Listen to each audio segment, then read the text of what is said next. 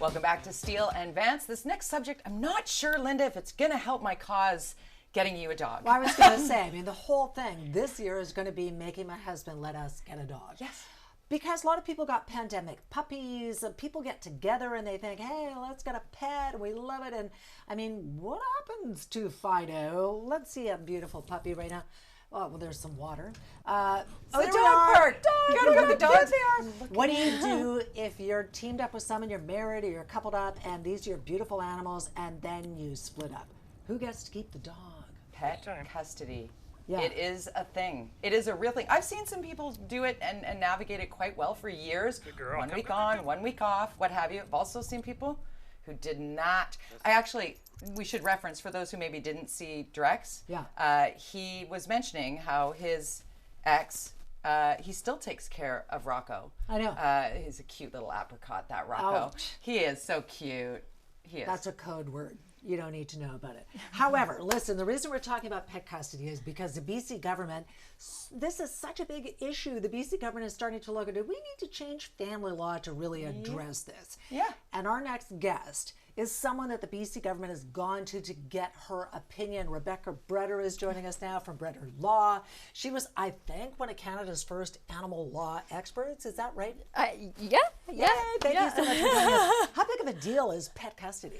You know, you would be amazed and surprised how often pet custody issues come up. Like, just think about it. The latest study that came out in 2020 shows that about 58% of households have either one dog or one cat. 58%. That's higher than I had expected. 58% Canadian households.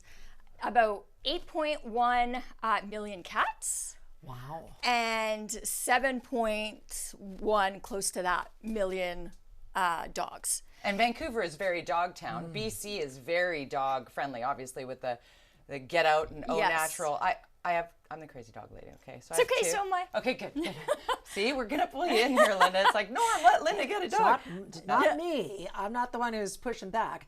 But when I was married, I had a dog, and when we decided to split, can we show the dog? Fenway. That's my buddy Fenners, my Fenway. He was a therapy dog. He's lovely, total mutt, purebred mutt, as you say. Yeah. But honestly, when we split, I literally said to my soon-to-be ex, "The kid and the dog stay. Take whatever else you want," because I knew I did not want to fight, but if I had to, I would. So what happens when somebody calls you and says, he wants to fight me on this, or they want to fight me on this? Because we love our pets like they are our children. Well, and for many people, their companion animals are their children, right? Like when you guys were splitting up, didn't you feel like you would do anything possible to keep him? Anything. Right? It's not like, oh, okay, whatever, I could just go to the SPCA and adopt another one, right? Like you had a bond, you had a relationship with that dog. That dog meant everything to you, right? Yeah, and you're not the only one. I would say the majority of people who have companion animals feel like that. And so they're gonna fight tooth and nail just as they would for their own two-legged children.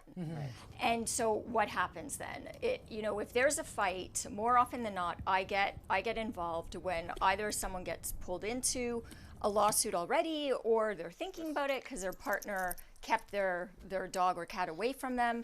And it's a battle. It's a litigation battle just like any other one. But the problem here in BC, and actually in most places around the world, and certainly in Canada, is that there aren't any specific laws dealing with this issue, like who gets the dog or cat upon separation. We try to be creative. We know that animals are property, as much as, a lot of us really don't like how that sounds like, but technically animals are property. So we look at what the law says about division of assets, division of property, and then there's confusion. What level of court do you go to? Do you go to small claims? Do you go to civil resolution tribunal? Do you go to Supreme Court? Like, where do you go? Yeah. And so it gets complicated. So I would say if there's even an inkling of something going wrong, try to work it out. Right. Contact someone who knows about these issues, Yeah. a legal professional who knows about these issues, so that they can navigate through these problems with you to see if you could settle. And part of the settlement is to see if you could draft some kind of an agreement. And maybe it should be like a prenup on the way in. If you're not, or even if you are married, maybe you should decide and have that discussion with your significant other and say, you know what, we both love this fur baby. What are we going to do if something happens? Yeah, exactly. But, you know, shoulda, woulda, done that. 2020 is you know, is like, and the one that says, oh, I don't really want a dog. Hi, Norm. I don't really want a dog. I predict that when you finally do find your forever friend, your fur baby, he is going to fall so deeply in love with that dog. It is going to be more Norm. It's going to be more your dog's than Linda's. And that's where it gets testy, though, Rebecca, right? Absolutely, yes. And really what our legal system looks at is it starts with kind of the traditional principles, like who bought the dog or who adopted the dog, who paid for the dog, who licensed the dog at the veterinary office or at the city, who like I said, like paid for all sorts of expenses. But what I always argued, and I have to say successfully here in BC, and I am proud of this, is there's precedent now that courts are considering what is in the best interest of the animal. We cannot be looking at dogs and cats like, you know, like this table. There's a lot more to it. And so right now, the BC government is in the midst of making changes to its Family Law Act, which is the legislation that governs what happens when people separate. And right now, there's nothing in our legislation that governs, you know, pet custody issues.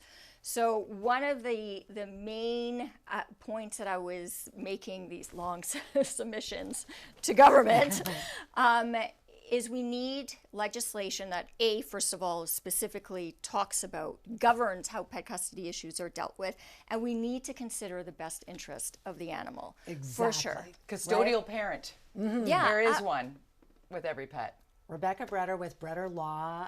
Thank you so much. You're one of our favorite people, and we appreciate you coming in. Thank you so much. Maybe next time I'll have a fur baby of my own. Yay! That is the closest we've gotten so far. It's just me talking. Norm, not listening. I have goosebumps. Yeah. When we come back, we are going to talk about our favorite segment, which is what the hell is wrong with people? What the hell is wrong with this guy? For the second time, went downtown Vancouver, smashing randomly the windows of a Toronto Dominion bank. Oh, Jody makes me